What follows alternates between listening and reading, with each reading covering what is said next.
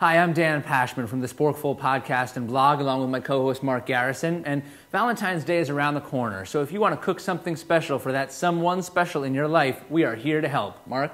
Yeah, we're going to take some of the Valentine's Day classic candies that you know and love and use them in some very, very unusual experimental ways and see what happens there. Dan, the icon of Valentine's Day is the heart symbol, so I wanted to play around with that a little bit. So I have picked up for you some skewered chicken hearts.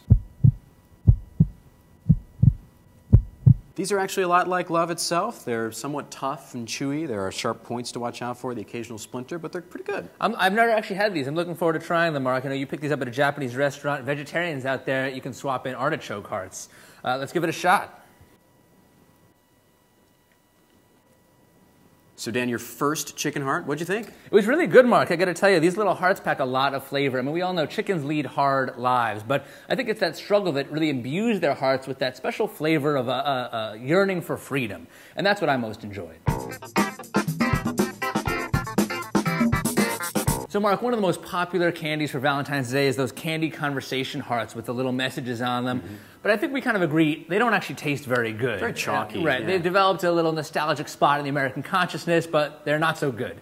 I want to put you to the test. I want you to see if you can come up with a better use for these things that will make them more delicious. I'm going to take your challenge. Let's go. All right, I got some boneless chicken breast. It's going to get a light coating on one side of crushed conversation hearts, and I really enjoyed crushing them, let me tell you. And that gets a flour dredge, and then it's going in the pan. Looks ready to eat. I can see some candy hearts traces. Strong notes of chalk. I can definitely taste the conversation hearts in there, but I will say that although this is not the best way to treat chicken, it's still better than actually eating conversation hearts. I agree with you on that. I mean, I felt like there was a very nice subtle sweetness that actually was added by the conversation hearts. Yeah. That flavor combined with oil kind of gave it an almost French toasty kind of thing going on there. But overall, I found it to be kind of bland, Mark. I think that I have an idea for a sauce that can take this thing to the next level. Now, when I think of Valentine's Day, I think of hearts filled with chocolates. Naturally. Now, I'm going to take this entire box of chocolates and melt it.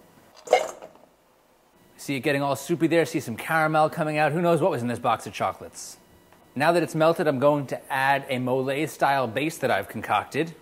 Mix it up. Okay, Mark, I have here my box of chocolate mole sauce. And Dan, it smells like every box of chocolate I have ever had in my entire life at once. Yeah, in sauce form. Let's go ahead and sauce this chicken up.